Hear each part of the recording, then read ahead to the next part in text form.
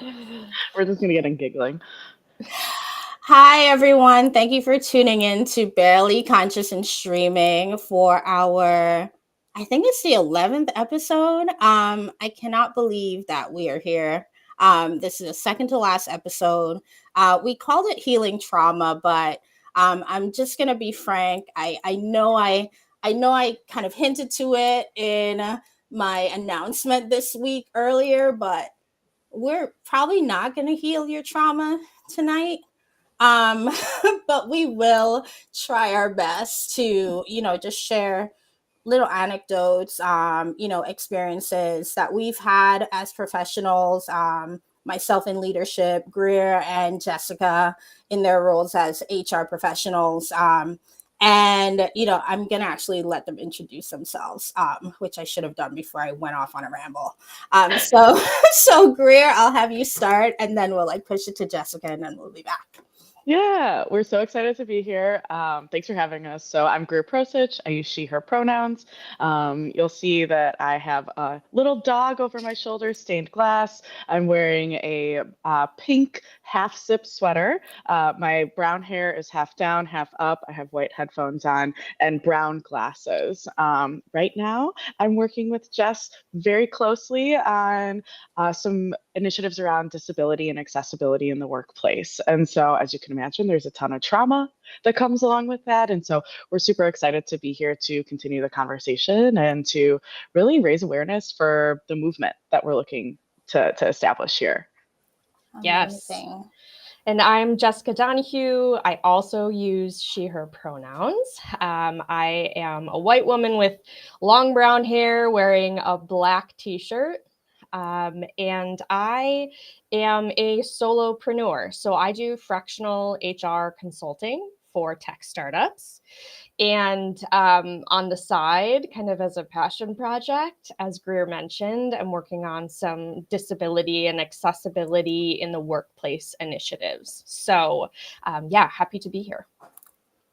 I'm so happy to have both of you. And I won't pretend that I do all of that description. And I'm sorry for anyone who's offended, but I think I should be authentic in how I've been doing this, because I don't want to come off disingenuous. But Totally. And Yeah. this is something that Greer and I transparently just started doing maybe within the last couple of weeks, because we were on a call related to the accessibility stuff we're doing with someone who was introducing themselves in this way. Mhm. And as people that are kind of naturally interested in accessibility, we're always thinking about, okay, how can we show up in a way that's more inclusive and inherently that probably in that less traumatizing.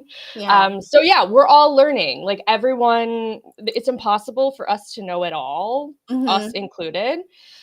So we're learning as we go. We're putting new tools in our toolkit and, figuring it out along the way. No, I Yeah. think that's really important. And I'm gonna plug next week's episode, because we are talking about communicating, communicating your brand, communicating, what you want in personal and professional relationships. And I will be practicing what you guys did for that particular episode. Love it. Love it. Because I feel like I agree. I think it's important to do it, but I wasn't gonna do it today just based on all good. And you guys know how I am. Yeah. And it's important to acknowledge it takes practice too, right? Yeah. It's not something that you just do. It's something that you have to get into the habit of. And I even right here stumbled a little bit on describing what I look like today for low vision people who might be tuning in. And so it's practice. Give yourself permission to fail. Give yourself permission to try, because none of us have it figured out. No, and to me, that is the most important thing to really consider when it comes to healing, right? Yep. We're all kind of figuring out where we are individually. And so if everyone's figuring it out individually, then as, even within our microcosm, like we're figuring it out as a group. And then as the broader global society, we're also figuring it out, right? So there are all of these layers to figuring things out. And so before we really get into the workplace trauma specifically and how we deal with that, kind of on an everyday basis, I really want to take a step back and talk about the global trauma that we all experienced in 2020, right? When COVID-19 really started to ravage the world, and then the lockdowns happened, and just kind of the ripple effect of changes that were happening, and how that impacted each of us in kind of the spaces we were at the time. And then really talking about how, the broader society is still really dealing with the after effects of that as we try to navigate, additional changes that are rapidly happening up until this moment. And so I don't know who wants to take that first, but yeah, I mean, I can speak a little bit to just Yeah. kind of my experience, what I was doing at the time, because I was still working in-house as an employee at a company. I Same. was leading L&D, leadership development programs, and COVID, in my experience during that time, was one of the big factors that led to me going out on my own, transparently. There was other stuff going on in the background, but I was certainly in a workplace where I think the mindset was more lax around some of the precautions. And, with my background and needing to be health conscious, not just for me, but like people in my household, that was tough. And not just in this is like uncomfortable, or I don't want to go to the office kind of tough, but in I feel like my employer's backing me into a corner and asking me to do something that I'm uncomfortable with, and I'm actively uncomfortable with it. So I credit that in a lot of ways to having gone out on my own, because I was kind of like, I don't want to go through this again the next time something happens at this company or the next company. So, and I talk to a lot of self-employed people now where that was the case. Like 2020 was kind of a breaking point. And I suspect COVID did play a large role in that for a lot of people. I don't know, Greer, how you would summarize your experience. Oh, yeah. I was also in-house. I was away from my family across the country, and I was dealing with getting diagnosed with a disability during the pandemic. And so not only was it isolating for me specifically, just like trying to figure out a diagnosis and trying to understand what this new normal was, and to like really identify as a disabled person was really hard. But then doing that in complete isolation, because I was on medicine that could really make me sick if I got COVID. And so like I was the person who was not going to family things. My partner and I didn't leave the house almost for a year because I was so scared of getting sick. And so my experience with COVID was very isolating. It was very alone. It was very like in my head in a lot of ways. And of course, on top of that, jobs were hard to find during that point in time. And so I was going through this cycle of trying to find a new role as well. And so for me, it was just a lot of like new normal, a lot of what does this mean? How do I even operate in this way? And I don't really know anybody else who's been through this or is going through this. And so like, I don't even know who to talk to about this right now. So it was it was hard. And I think outside of myself, I could say it was hard for my partner. It was hard for my family. It was hard for everybody that was part of it with me. And so it wasn't just affecting me. It was affecting everybody else. So the trauma wasn't just on Greer. The trauma was on my partner, my parents, my grandparents. I'm sure my dog felt it. I couldn't go on that walk too often. And so it's something that affects everybody. Yeah, no, I definitely, it's so funny because at that time I had like multiple transitions happening.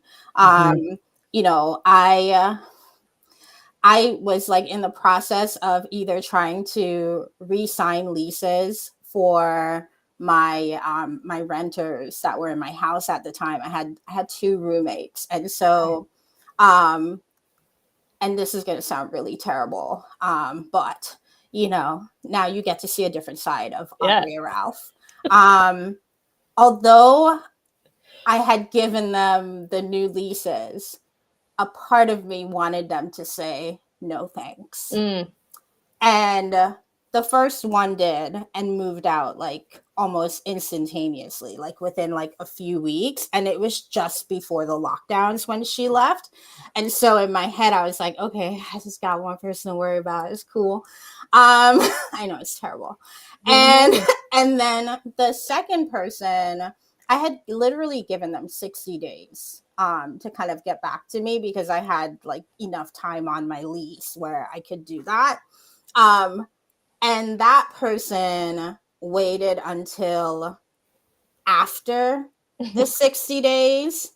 And I remember kind of like looking him in the eye and being like, I'm terribly sorry, but I actually can't have you living here because I'm about to like become an international attorney and I like don't want to have to worry about the confidentiality stuff. And so I think it'll be best if, you found a place to live. And, that person ended up like trashing the room after I kind of like went out of my way to even give them the space. But like, and I don't want to kind of demonize them, but like for me, it was like this was this person's response to what was going on. Like he thought he had time. I present as a very kind and generous human being. Like that's like my norm. But I will tell you, if the apocalypse happened tomorrow, you want me on your team because you will live. I'm the opposite. Yeah, I believe it. I'm watching it in. And I won't go out of my way to harm people, but I am a protector. Like that's just my MO. And so like, I remember like doing that. Like I learned that I was that cutthroat person that people have said I was in the past. Because like I saw myself in action. I saw how, calculated I had been, in the whole process. And ultimately I think I allowed him to stay for like beyond the lease until he found something. But like there was, but I was kind of like, you can stay until July 30th, but I need you gone. And so it was like one of those things where learning about who I was as a person during that time, and realizing, oh, okay, like you can be tough if you need to be tough. Like, you can, because sometimes you have to be tough, right? When you're a leader. Isn't that emotional intelligence? Yeah, and it's okay to have boundaries. It's okay to like have boundaries. And it's okay not to like get into too much detail as to why you are creating the boundary that you're creating. And I think that's so important, especially when you get into like the workplace dynamics, because a lot of times there just seems to be a lot of infringement on what is very personal and private. And this, commitment to making people disclose things that are necessarily irrelevant, for, their ability to do their job, like it has no impact, but I still have to disclose why. And then this guise of confidentiality, which to me, it's like, well, how confidential? Only to the extent that, like there's always that caveat. Is it confidential because no one else but the people in the room are going to know about it? Or is it confidential because we got to tell like these 35 people and somehow hope that they don't divulge the information? These are the thoughts that I have. Like whenever people say, oh, this is confidential, I'm like, or between you and me, I'm like, how many people can you say that to? Send it in an email. That's what I want to know. If it's confidential, send it in an email, and then we'll know it's confidential just between the two of us. No, for sure. And so, what I loved about both of you sharing is like the different aspects of just how we were each dealing with it, right? I mean, I was also transitioning from being a college professor to being a lawyer at the time Big too. So, like difference. complete different job. And super scornful. So for me, being at home was a blessing. Yeah. You know, I was Mhm. like, now I don't have to be worried about these people with their fake allergies. You ain't go to no doctor, and you know, you're coughing up your lung. You're trying to convince me that all that phlegm is allergies, you know. Mhm. Yeah. And so, like, for Mhm. me, like, from my vantage point, it was one of those things where I was like, I don't have to worry about any of Yep. that. Like, I just be Mhm. by myself. You know, my mom's a nurse. So, like, I didn't completely isolate myself. I have a car. So I would drive. She lived about 2 hours away at the time. So I would like drive to her house, like deliver groceries to her. Like I Yeah. was like the man in the field, if you will, like, you know, Mhm. dropping off, you know, holistic Yeah. remedies to like friends and family, you know, in that like, you know, 2 hour, like, because they're all Yeah. kind of in the They were same your place. pod. It was your Yeah, pod. you know, Yeah, that's right. That was pods were a thing. I Your forgot pod. about yeah, Yeah. that. Your pod. you know, and so it was one of those things where I feel like we needed to kind of adjust in a way, but also kind of hold true to those like core values that we Sure. have for ourselves so that we could like thrive in that season, right? Yeah. Because Yeah. no, I feel like no matter how well laid your plans are, you know, it doesn't The universe really. is gonna laugh. The universe is gonna Yeah, laugh. it's like No matter how ridiculous you are about planning your plans, it will laugh at you. And so I totally agree with that sentiment. yeah, We have to be aware. no, for sure. And so, like, that's just the three of us. Mhm. Now, think about within an organization, you know, and I don't know, like, I forget, like, none of us have children, right? Like, Nope. and so, like, think of, you know, Did I I say mean, that you too said that, you enthusiastically? said that kind of quick, girl. Um, but I understand. I Yeah. empathize with your Yes. response. Um, there are many days that I thank the Lord that I'm in a position where Could you imagine having kids in a no pandemic? child has to rely on me. Right. You Yeah, that I could know? was a never. whole other element with the remote learning. I mean, Yeah. I think at the end of the day, like when we think about the things we do in workplaces that cause trauma or cause harm, like so much of it comes from us othering someone else's experience. And so with Mm-hmm. COVID, for example, you know, these companies that wanted to do return to office or what have you, kids are at home trying to learn, and the parents are, of course, caught in the middle. Mm-hmm. And Mhm. when there's no credence or thought given to, like, oh, their life might look different than mine. And Yeah. just because I can do it doesn't mean they can. And so Mm-hmm. Mhm. it's when we start getting in the habit of not being intentional and not casting that like wide view on things, Mm-hmm. I think, where yeah, those things tend to make you feel like you don't belong. And as human beings, that's Mm-hmm.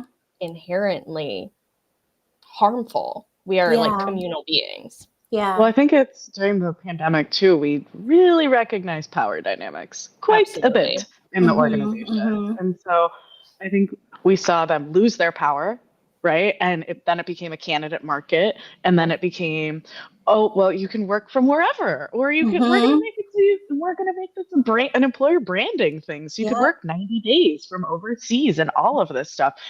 Prove to them that we can work our jobs remotely, prove to them we could do it better and be more productive. And then Mm-hmm. all of a sudden, they realize they've lost their power. And so Mm-hmm. here, that's where this RTO stuff comes from. And to kind of like double click into what Jess was saying, it's like all of a sudden they want to get their power back and they want to be visible and they want to make sure that people are under their thumb and that they really aren't meeting people where they're at isn't a priority. It Mm-hmm. will become a priority when it comes to their doorstep, right? And so I think that's like a big ethos of what we're doing with this disability project is we don't want people to be reactive when it comes Yeah. to your doorstep because we know disability is fluid. You go in and out Mm-hmm. of it. And it's not a matter of if you'll become disabled, or it's a matter of when.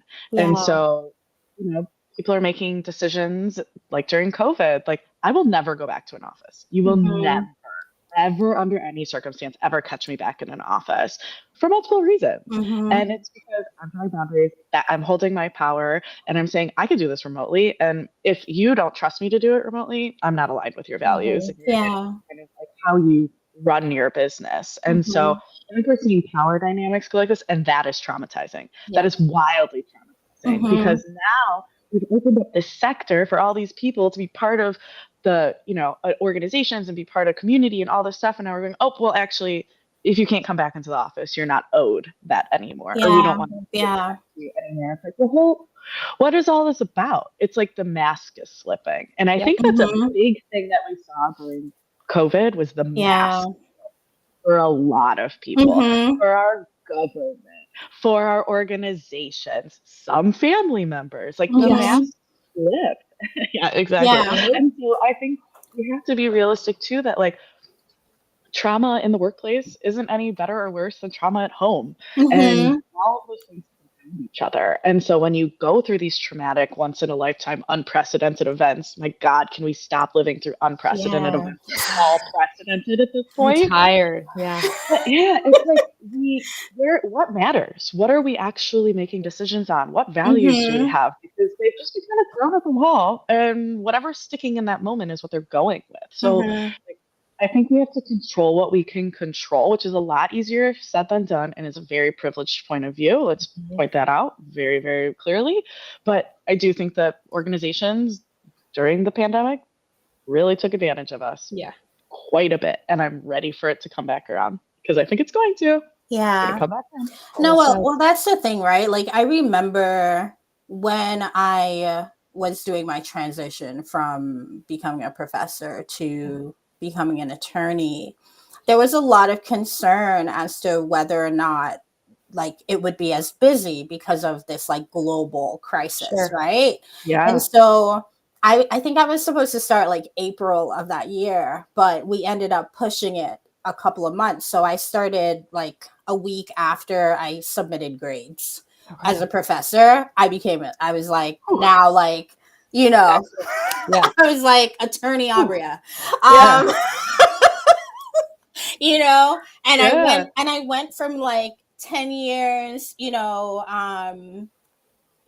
leadership, like in like this role where like I had full autonomy to like I literally gave up my power to become like an entry level, people hate this word, but I'm going to use it anyway, peon, Yeah. for an organization that like told me in the bold print what they were going to do to me. So like I signed up for it and I was like, oh, I'm going to work hard anyway as an attorney, so I might as well be paid for it. And so like I kind of went into, my role with that mindset of like, I'm going to work hard anyway. Yeah. I want to learn this job.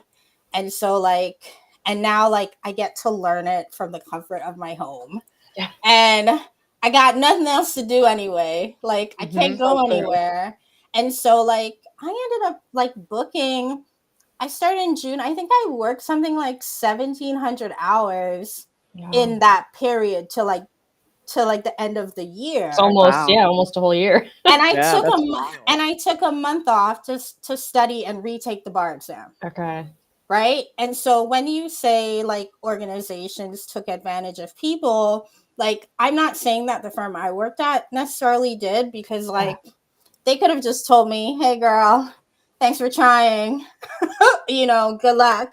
And they delayed other people's starts. And so that was like a traumatic experience for like Oh like yeah. there were, probably 15 of us that were supposed to start. I got to start 8 months earlier than anybody else. So Yeah. like I always look at that as like that was like a very privileged position for me to be Sure. in. Mhm. Because I remember people worried about healthcare, Oh yeah. Yes. taking out like additional stipends that they would have to pay back, Mhm. and so like knowing that like when you get your first paycheck, like you have to like give back $1,000 Yeah. to your to your employer, like like to me, like it was just like a hard time for everyone. And so I remember when I was going through that process, thinking to myself, oh, like people are gonna like come into this, natural realization of the importance of like humanity. Mm-hmm. And like so like I created this fiction, right? Yeah.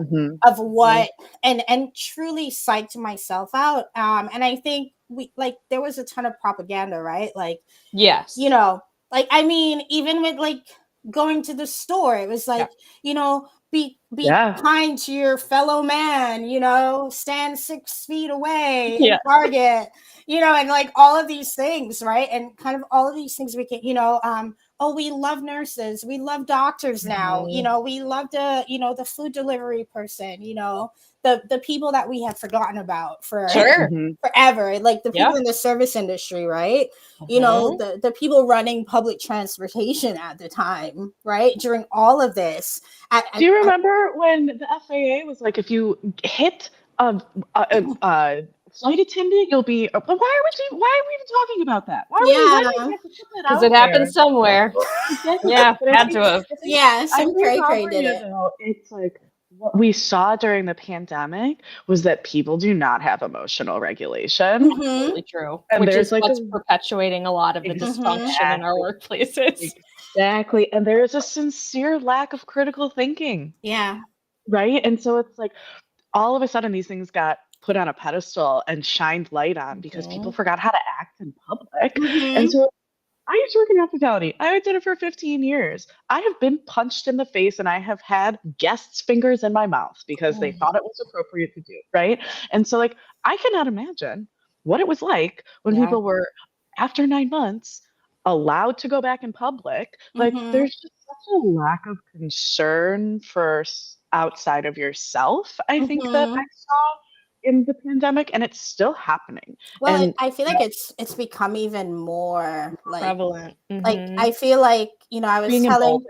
yeah, People Yeah. being yeah, like it's really, for me, I find it really amazing how we went from be kind to your fellow man to I don't care about anyone. Right. And we went from people are important to look at these machines. When we use them, we can eliminate people. Yes. And I'm like, wait, but I thought we liked people. Like Yes. I thought the first like 2 seasons were we love people. Yeah. Right. Like I thought you made me get those vaccines and boosters because you care about people and It's like power. and Power. and and It's all about since power. you cared about those people so much, right? Like oh, if you want to come back to the office, we need you to come back to the office. But if you want to come back to the office, you have to get this vaccine. Mhm. Oh, and by the way, when you get back to the office, oh, you know what? We are no longer gonna need you in this role. And now it's like what? Like it was, and so it's like there was just like a lot of gotcha moments like that Absolutely. happened. Yes, I agree. And so like, I really want to talk about how just all the different experiences that people were having and we're keeping it really contained in, in this last like 5 to 6 year period because like I don't want to go back to the 80s or the 90s. Sorry. I lived through it. I'm good. I think we have more than enough to work with. But like I think something that gets left behind when we talk about workplace trauma is how trauma of life and the things that we're doing outside of the workplace impacts us such that when we come into the workplace, unless we've done like the deep work, right? Unless we have coaches or therapists or or just like talking to the source of our hurt, which in my experience, being able to talk to the source of my hurt has been much more helpful for me than, regardless of their response, mind you, than talking to a therapist, because it gives me clarity, right? However they respond, right? And then I get to decide how I'm going to move forward with my life, right? And so like what you said, Greer, about like this lack of emotional regulation, Like that is so real. And I Mhm. think like we see it a lot I want to start with leaders, because I feel like in the workplace we have to start with leaders. Like Yes. enough of trying to get Yes. like the people who need approvals to fix the No. problems, Yeah. guys. No, Like, it's Yes. they didn't like break it. just cut it out. Yeah. Stop putting it on the people who don't have the power. Yeah, like That's just what cut it it. Like is. if you're not gonna give me the power to make the decision without Yeah. checking with you first, It's it's not autonomy without authority, and that it, does not work if you know that. yeah, it doesn't really work, right? And so like Mhm. how like what kind of advice do you give to, organizations when you're like working with them, to get them in that frame of mind where they're looking at it from like leaders first? Sure. Kind of approach to how we kind of manage, a workplace environment. Yeah, I mean, a couple things kind of come to mind for me, and I could take it in a number of different directions, I think. But for me, it takes time, right? Mm-hmm. Education can be a slow process. And so for me, it's kind of constantly, not with everyone, some leaders just naturally get it and are probably Mm-hmm. great leaders themselves as a result. But for, the companies that have a bunch of leaders that aren't, one, we need to be accountable to the fact Mm-hmm. that we, in all likelihood, haven't taught them how Mm-hmm. to be good Mm-hmm. managers. Okay, Mhm. great. So that's on Mhm. us. We owe it to them to Yeah. solution that in some way. But also helping the executive level understand the trickle down impact that dysfunction can have. Mm-hmm. And unfortunately, a lot of the time, the root of that is coming right out of the C suite. Yeah. And the things that need to happen in order to drive true, like, cultural improvement are the things that those executives probably don't want to do because they haven't been doing them up to this point, Mm-hmm. right? So Mm-hmm. it is, I think it's slow change work. Yeah. It's finding opportunity to kind of highlight intention versus impact. It's finding opportunity to highlight that my life experience is not the same as theirs, and same for the next person. And you Yeah. have no idea what people are dealing with in their personal lives, despite them showing up with a smile on their face at work every day. Like, Mm-hmm. you couldn't imagine some of it, right? So it's finding those little opportunities to kind of weave in some teaching moments. Mm-hmm. And for me, that's just like, that requires a level of awareness of what's happening with the humans within that organization that oftentimes I might be the only person who has, because Yeah. I'm the one having the closed door conversations Mm-hmm. that are in many ways, like in many examples, I shouldn't say ways, Mm-hmm. confidential, Yeah. right? So like, I have a different perspective. I just have to figure out how to communicate that in a way that will influence them to act Yeah. and operate differently. And it is not a perfect science. It doesn't always work. I That's the took a, reality.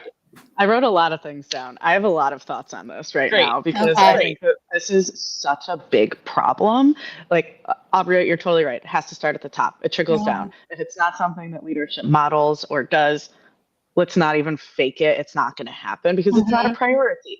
If our leadership and C-suite isn't doing it, they're telling us it's clearly not a priority, right? Mm-hmm. And so for me, I think it's got to walk the talk. You got to walk the talk. And if you're going to say it, you have to be about it. Yeah. Don't just say it. Like, don't say it. Don't tell me to bring my whole self to work. Yeah. If you don't, intend on me bringing my whole self to work and showing Yeah. up on days where like I'm in a pain flare and I don't have a ton of spoons to be able to contribute to things, right? So that makes it a really unsafe environment when they're saying, oh, you could talk to me. I have an open door policy. And I come to you and I say, well, I am actually only at 60% because insurance took my medicine away and they're not paying for it anymore. And now I have to figure out a new plan with my doctor. And it took me 7 months to get here. If I can't come to you and say that safely to you either, I can't show up as my whole self. And so Yeah. I think part of it is like, be intentional and be clear. If you don't want people to show up with their whole self to work, don't say it. Can It's I as interrupt easy you as that. for Yes, 1 second? Because I just want to underline what you said there. Like, now I'm going to lose my train of thought. What was it going to be? You're talking about No, the other Or big like you're point gonna is, create a safe space for me yes, to like actually like tell you what I totally. need. But not only does that result in you not being able to communicate with them, they're not getting the best out of you. They could be Yeah. getting so much Mhm. more and quality work by actually supporting your needs. And Greer could be anyone else, right? Mhm. Like, it's not just her. But that's kind of like where they miss the link sometimes. It's like, you're not actually creating the conditions for people to do exceptional work for you. And isn't that what we want? Okay, Yeah. back on track to Greer. Sorry. No, I think interrupt me any day, please. Yeah. Come on, let's just do it. But I think there's a whole element of like also as the C-suite leader, there has to be clear responsibility and accountability. I think a Yeah. lot of times we push all this, and I'm going to swear, we push all this shit off on the HR person, and we're like, they are responsible for culture and happiness and everything that is squishy. When in Mhm. reality, like that is a leader's number one job. Mhm. Like we know, we have scientific evidence that somebody's EQ is way more important as a leader than their IQ, right? And empathy Mhm. is valuable and all of this stuff. But like we're still not hiring for it, we're still not teaching for it, we're still not promoting based on it. And so I think it's got to start at the top. It has to have some accountability Mhm. to it. Like build it into a job description. Mhm. Build it into somebody's performance review. No one cares if it doesn't affect their Yeah. bottom line, right? Yeah. And it's an empty threat if it's like, well, you have to be more empathetic or you have to take this training. And then it's like, okay, but what if I don't? Mhm. What if I don't? Because it's not a priority. And you haven't made space for me to do that, right? And so I think leadership has to identify what behaviors are important, identify how they are walking them, and then that has to trickle down because otherwise it's Mhm. just like this mismatch of bullshit that's never going to meet. It's always going to go past each other. And that's Yeah. what we see a lot right now. Yeah. No, I think that's right. I mean, just going back to what you said about the leaders not having done it. I think it was you, Jessica, who said it. Yeah. Like up until this point, like you've been promoted, you've moved up the ranks, you've been doing this for 20 years this way. It's completely dysfunctional. Everybody knows, like everybody, like you have the villain Mhm. archetype, tattooed on your forehead, Yeah, right. right? Such that people literally, like, if your name shows up in their inbox, Yeah. they are They afraid, have a response in their body. Yeah. you It's know? visceral. Yep. And Yeah. so it's like, to me, that's the first like thing that we kind of have to think about. Like, why are we promoting people who don't already possess these qualities? And if they manage to slip by, because it's not a perfect science, Of you can course. fake Mhm. empathy, Oh, absolutely. right? Mhm. Like we've had enough conversations about these things that people can kind of present in the way Mhm. that they need to. And I'll give you an example. I worked with two people that were about the same level. Like they were like mid-level management, and I was like, they were maybe like 2 or 3 years ahead of me in my role that I was, and I was like a noob, probably like 6 months in. Um, Person one was, and I'm gonna give them like actual qualifiers because I think it's really important to do that Okay. as well. Because when we think about trauma, I feel like most people have an idea of Yes. who's creating trauma Yes. in the Mhm. workplace, but everybody's creating trauma, including Aubria. Mhm. And Yep. so, Mhm. That's and right. Yeah. so, Yeah. so one was a white man, mid-20s. The Yep. other was East Asian woman. I think she might have been Singaporean, and also mid-20s. Both very good at their jobs, right? Sure. I'm working on projects with both of them at the same time.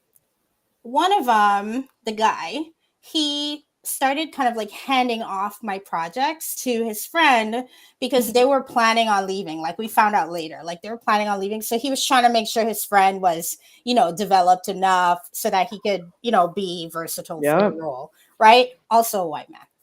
Yeah. When he was called out on his behavior, he said, "Oh my God, like, I'm so sorry. That was not my intention. Like, how can I fix it?" Right.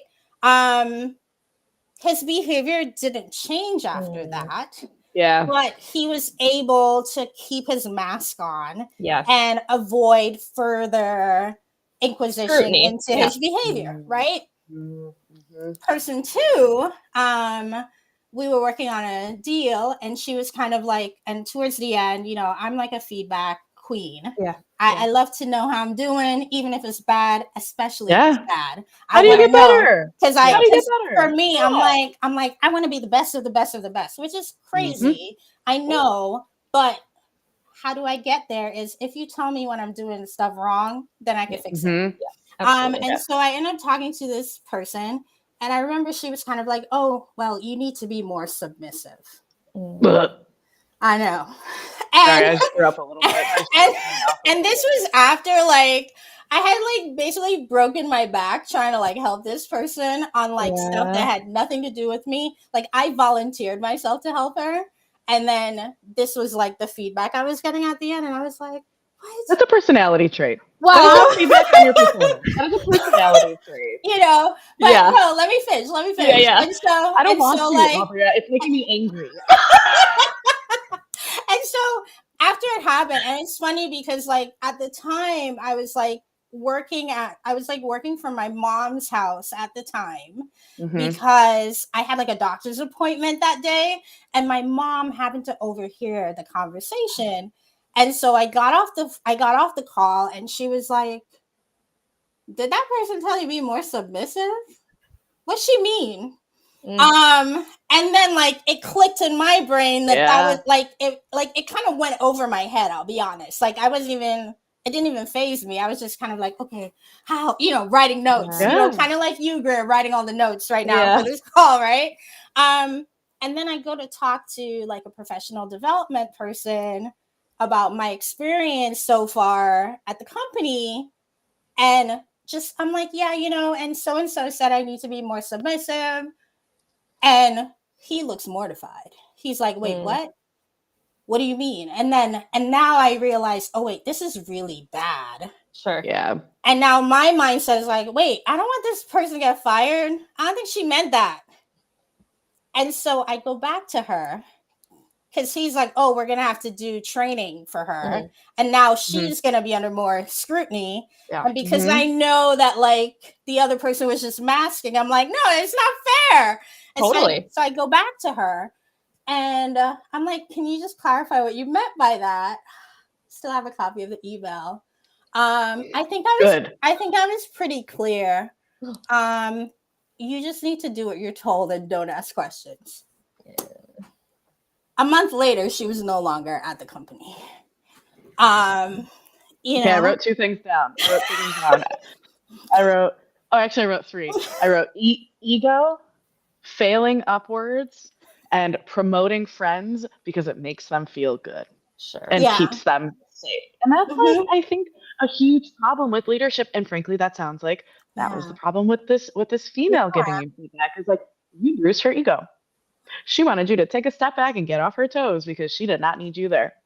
You know what I mean? Yeah. That was the ego. That was the lack of emotional intelligence. That was the like, how do you? And how also do you just like not seeing you. And also and also just an inability to save herself. When I literally threw her a lifeline because I was like, "Yo, I don't want you," because she was like a woman of color, and I was just like, it went from a microaggression to a macro. Yeah, like I was like, quickly. I remember like reading the email and thinking, "What? Like, who are you?" Like in my head, I was like, "Girl, save yourself. Like, this is where you tell me, oh, I'm sorry." Like, but you know what? someone has said that to her in the past. Yeah. Well, that's where I was going to go. It sounds like Yeah. in this case, she was the dynamic sounds like she was trying to like silence Yeah. you, shut you down, and Yeah. keep you in a place. She was sidelining you. But there's a world in which someone with that kind of response has gone through some kind of intense trauma where in order to survive, they had to become submissive or they had to make themselves small. And that's what kept them safe during that experience. And, you know, speaking from experience here, like the things I did when I was experiencing the most traumatic points of my life to survive them, like a lot of them carried through to adulthood and are not helpful as an adult who has different resources and skills, and I can do, you know, things that I couldn't do as a child, right? Those things are no longer serving me. But when we don't stop to question stuff like why are we trying to, you know, what's the point of kind of sharing that? Again, this sounds a little bit different, but like, yeah, some people, that is how they survived different hard things. And so in that way, it's like a value to them. And perhaps there could be an element of that somewhere in there. But yeah, it's just impossible to know someone's motivation, you know? Yeah. And I mean, like, and ultimately, like, I agree. Like, I don't think, like, I know, like, we live in a world where we like pretend everybody's just like born with like these personalities. Sure. Yes. Like, totally. But like I am a firm believer in nurture.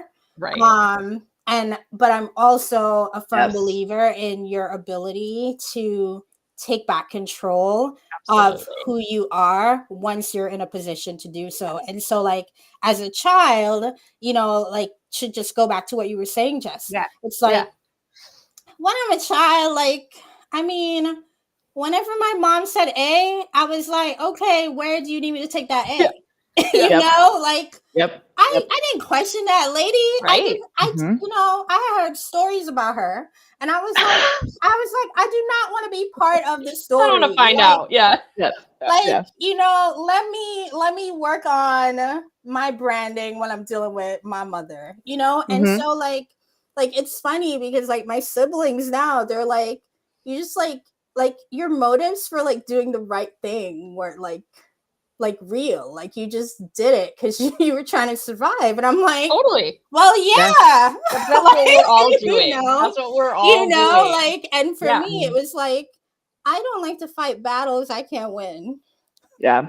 You know? Well, I think that's a big problem so everything I'm hearing right now is like we're really just setting people up to fail at work. Like just really badly. Yeah. Like just like wildly badly. And we're setting up people to fail to support other people. So it's like we can sit here and talk about Aubria's needs, Jess's needs, and Greer's needs, right? And maybe we could even all have the same manager, but is our manager equipped to support the three of us, not only like emotionally, but time-wise, bandwidth-wise? Like we're not setting our managers up to be successful in these situations either, because we're all showing up with our own little bit of trauma.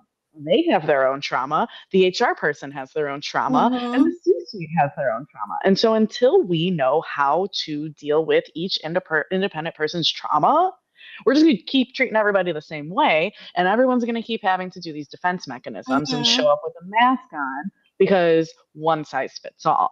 And so I don't think until that changes, that ethos of the organization changes, not much is going to change. I really don't think until we move from this like really like everything is good for the company and this is all for the community and blah blah blah to what's good for the individual and what does the individual need to be successful in this environment. Nothing's going to change until we have that conversation. I agree with that to an extent, and part of it, and this is like the capitalist in me. All right, like we live in a capitalistic society. Even our communist countries are really capitalist. Like when you really look at the nitty gritty, you're like, wait a minute.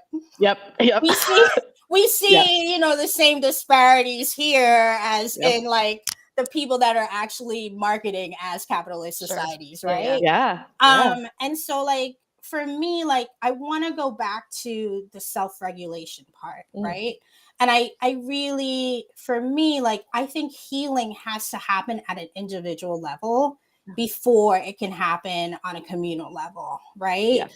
And like I don't have any studies because I didn't want us to prepare for this, Sure. but you know, but like but I have read studies before, so I know that like this is well documented that like if individuals aren't getting their individual needs met and you know using the resources that are available to them, asking an organization to now Fill in the gap. somehow have a you know this catalog of you know okay like a buffet style experience where like that's not the organization's job, No. right? But what I will say is where I draw the line there is when we're promoting people to leadership roles, even if you're just moving into middle management, like you don't have to be C-suite. Once you are going to be in a position where you have to you know, direct anything in an organization, there needs to be a set of standards that, Yes. you know, there needs to be some training and development, like just minimal standards that everyone needs to go through. And part of that, like to me, like that's where like the C-suite comes into play. And then even at the C-suite level, like I think that's where like the more holistic approach needs to go in. Like what does my CEO need? Like what are her idiosyncratic Yeah. you know You're needs totally right. in order to like totally Yeah. thrive, right? Yep. You know, Mhm. like what is she really good at? What are they really good at? Exactly. What is he really good at, right? And what do they like? Yeah, exactly. What do motivates they them? like? Want You to know, do? like Yes. what's their Incentivize yeah, that. like what do they care about? Like, Yes. you know, and if the person you're thinking about making CEO doesn't care about your company, they shouldn't be your Right. CEO.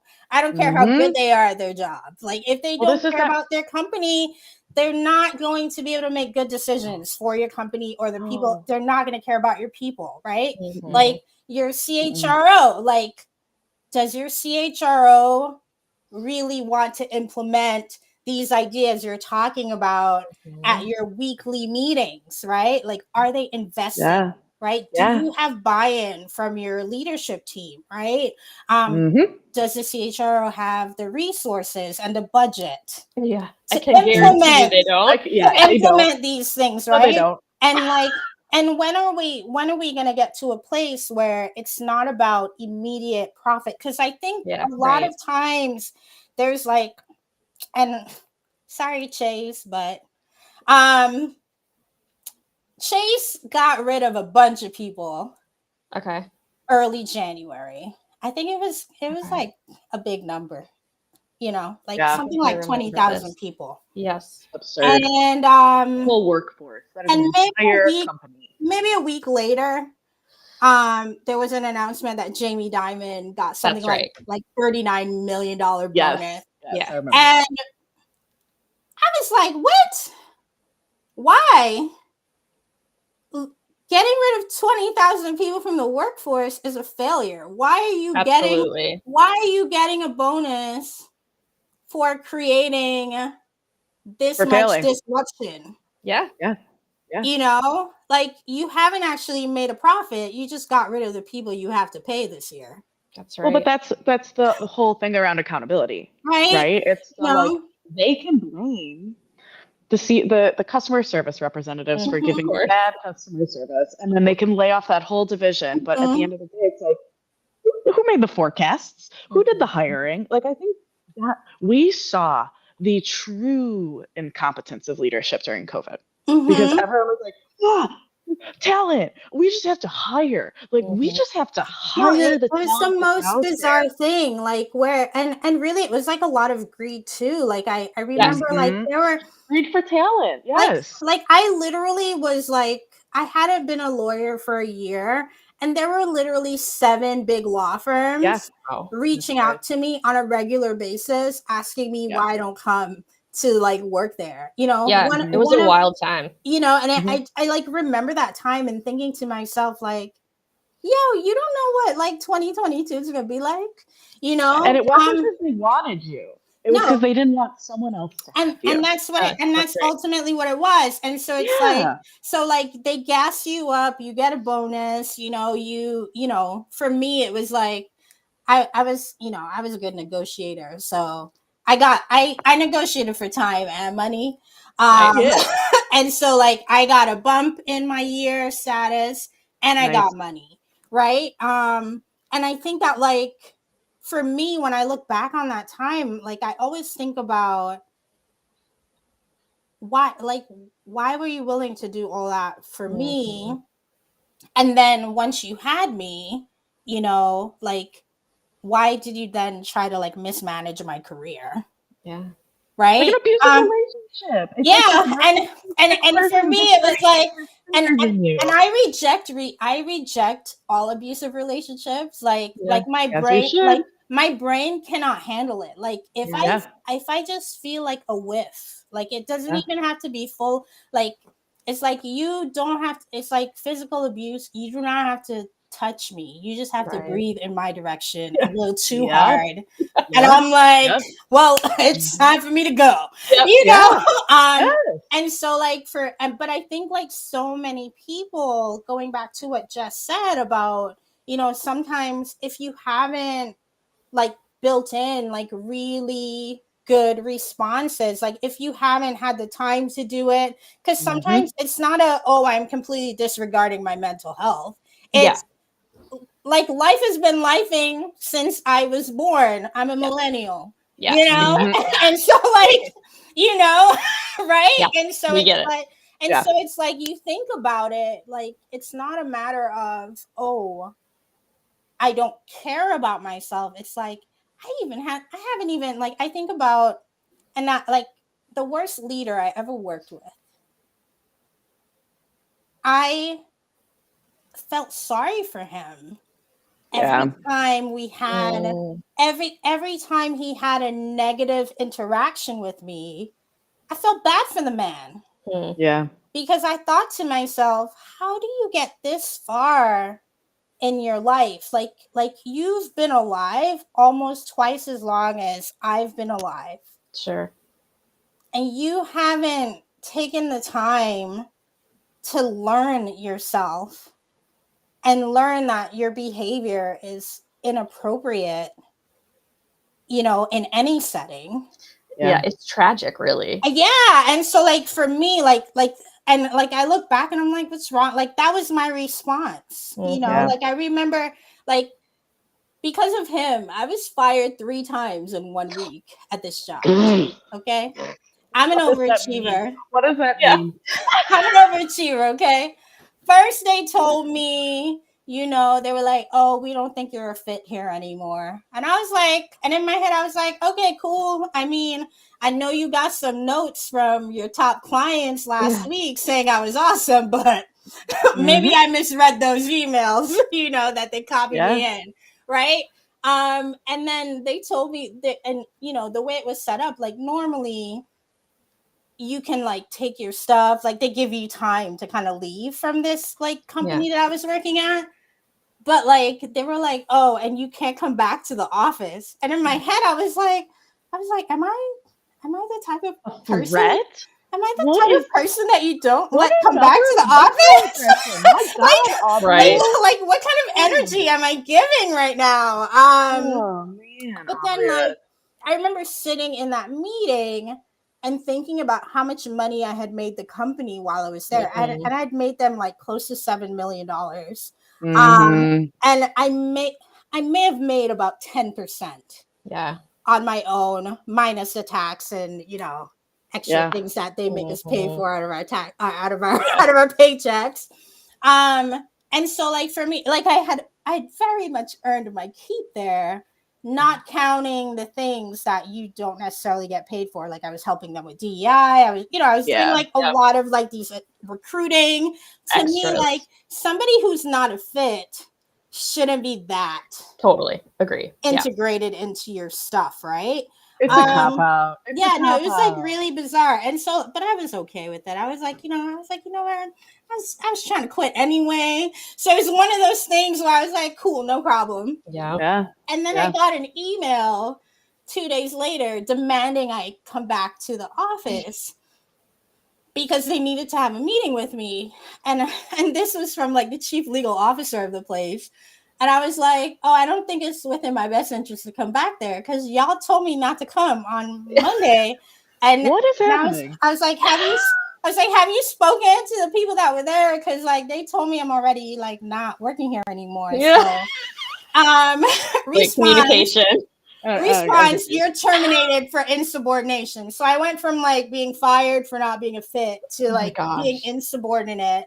And then like the next day I received a letter telling me it was like a FedEx letter, like a next day air FedEx letter. So you know they paid good money, like Sure. like $100 to Yeah. to send me a one liner reminding me that I was fired. But this time it said I was fired for confidential information. So they couldn't even get their story straight Right. as to why. And ultimately, I'll just tell you what happened. Like every place I've ever worked that gave me my own personal email, I have a people cutting up folder where I'll just, and I call it that. Like it's called people cutting up. So after I leave, whoever goes through those emails finds it, and now they're stressed. I love that. They're Oh, like, I love that. am I gonna be sued? Does she like what's going on? There's a lot of documentation here. Oh man. And like I start and I just like put like, and it doesn't matter, it could be like a little joke. I had somebody tell me, oh, that's right, you turn into a pumpkin at midnight on Saturdays because I didn't work on Sundays. So now I was Cinderella, but not really. I was actually the pumpkin.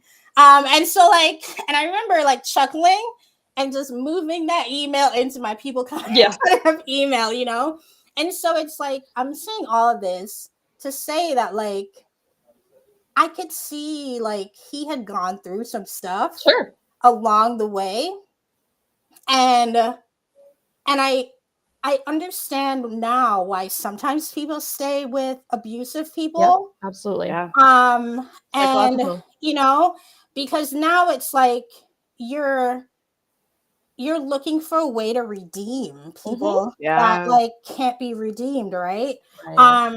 And I think if the tables were turned and I was the leader and he was the direct report, then I would be in a position to actually help him.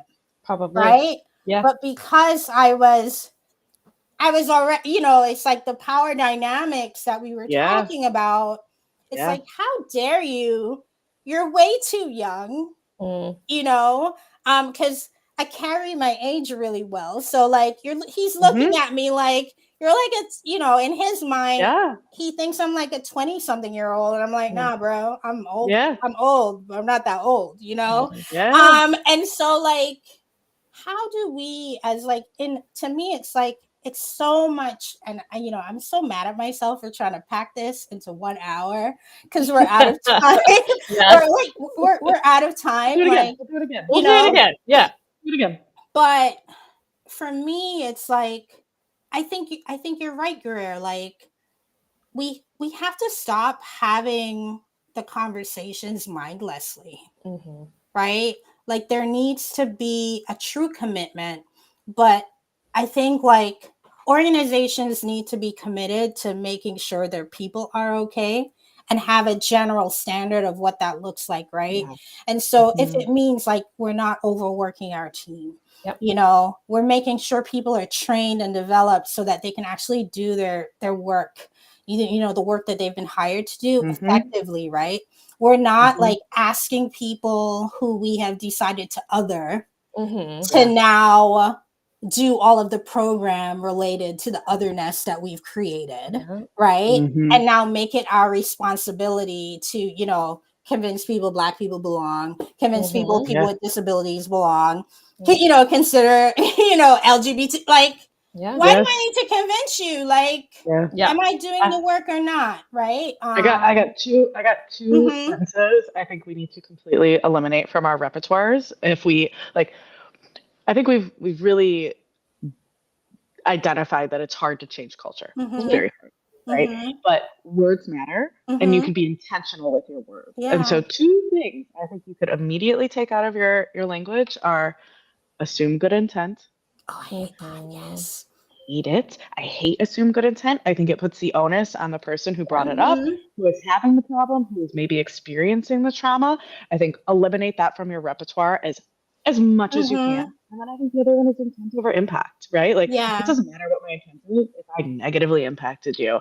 And so Mhm. like, we also have to stop with these band-aids, especially for C-suite leaders who is like, oh well, they didn't mean that. Their intent was good. It's like it doesn't matter if their intent was good Mhm. because what they're doing is proving to everybody else in their downline that impact doesn't matter. As long as you say, well, I said it nicely or I meant it constructively. It's like, well, that doesn't matter because Mhm.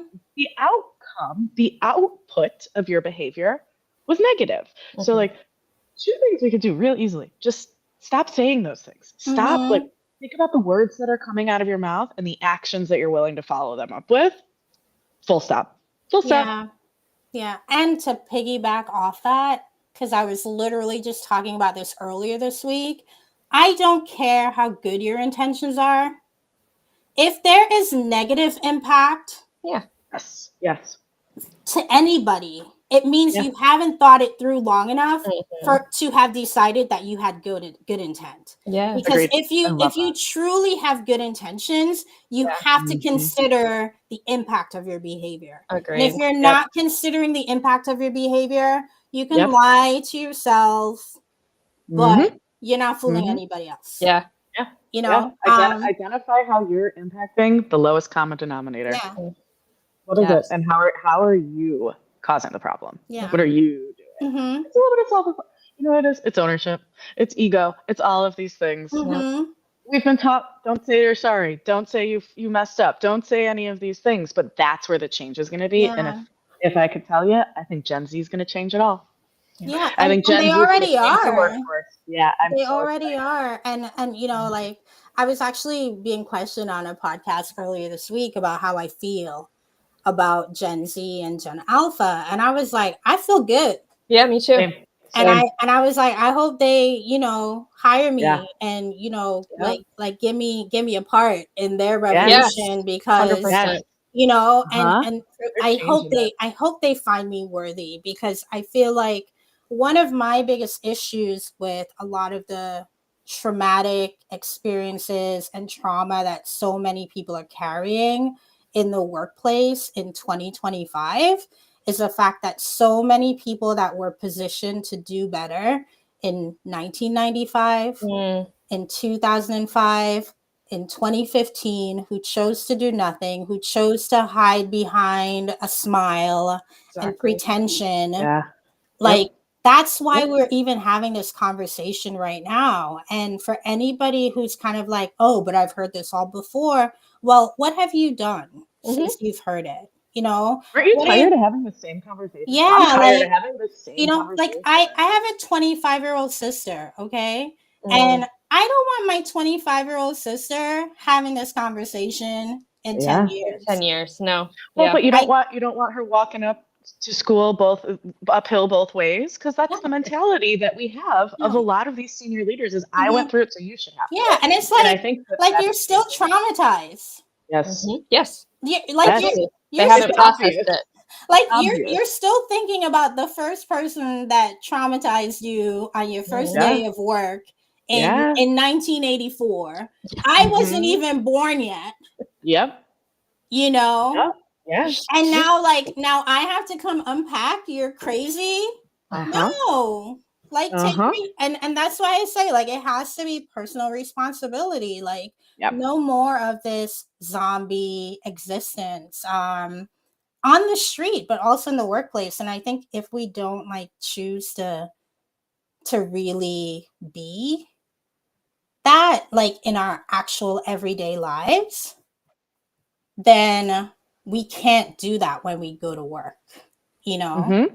Like, I think if we, and I saw you got like kicked out for a second there, Jess. Yeah. And so like what I was saying is like, if we don't commit to doing these things, like, doing the inventory check of our emotions, of our own well-being. I mean, that's something I work on, with the leaders that I work with at Scrappy Girl Project. Like, I don't just do business development and leadership development stuff. I'm like, no, like, how's your spirit man doing? Right. When was the last time you had a mental health checkup? Like, Yeah. do you actually go and talk to a mental health profession from time to time? Because like everybody should be doing that, are you exercising? Because when I exercise, I am happy as a clam. Yeah. It doesn't matter how hard the workout is. Like when I'm done, I'm like, yeah, and I feel like I can take on the world. Like, are you eating? Like, are you eating right? Yeah. Are you It eating feels like it's circling all the way back to the beginning of our conversation, where it's like you just have to give yourself permission. Yeah. Give yourself permission to wade through your trauma. Give yourself permission to understand why your leaders are like this. Give yourself permission as a leader to understand why you're acting like this, and identify that you're not going to get it right the first time, and that's okay. Yep. But not starting and not trying is way worse than just status quo.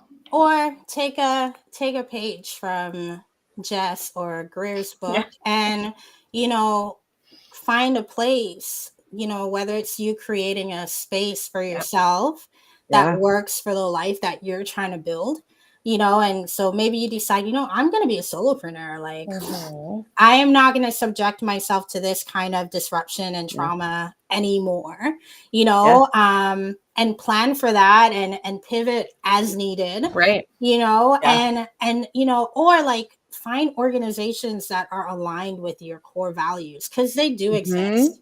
They do exist. And you can't fake it, because a lot of times people try to fake like they have certain kind of values, but the people running these organizations, they know. Yeah. They know. That's why you have to find your community. That is why community is the most important thing right now. Is you're not going to get this from organizations. You're not. You're just not. No. You have to put yourself in a position to be able to get it somewhere. And so that's, I think, why Jess and I are so adamant about this disability stuff. Is like, even just this little community of the three of us makes me so happy, because I feel like I can show up as myself, and I feel like I can share my stories without judgment, and I can leave with some learnings, right? Like there's some things I'm taking away from both of you in this conversation. And so we have to focus on community as we go away from this conversation, and understand that companies might not change, and they're probably not going to change. And at the end of the day, I am working to live. I would not have a job if I didn't have one. And so put the things in your life that make you happy, that you can show up as your whole self.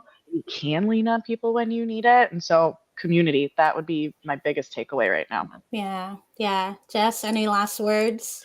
Totally aligned with that. Yeah. I mean, I think the values alignment. Yes. Figure out what you care about. Figure out a way to get involved with it, and you're going to meet your community along the way, and those relationships will be grounded in shared values, which are, I think, the best kind of relationships. Yeah. And I think it's important to point out, I only know you too because I was like, I'm shooting my shot, and I'm going to tell my LinkedIn crush that I want to be friends with them. So like, go outside your comfort zone too, and the worst someone's going to say is no. And most people aren't going to say no, right? So just reach out, make connections, find the people who you admire and who you want in your community, and invite yourself into their community. Yeah. I will say I have some LinkedIn trauma from saying yes a little bit too much recently. And so if you reach out, you might get a no if I get a whiff of weird. But that's a boundary. But ultimately, thank you so much for tuning in. I hope that this was helpful. We are probably going to do something else with this, because we definitely have more things to say. I'm glad that, for anyone that tuned in, I'm so glad that you showed up for us tonight. And if you show up later, it's still going to be here. I think LinkedIn holds it for 90 days. YouTube, I think, is in perpetuity. But thank you so much. It's your girl, Aubria from Scrappy Girl Project, and her homegirls, Greer, Procich, and Jessica Donahue. I love that. Thank you for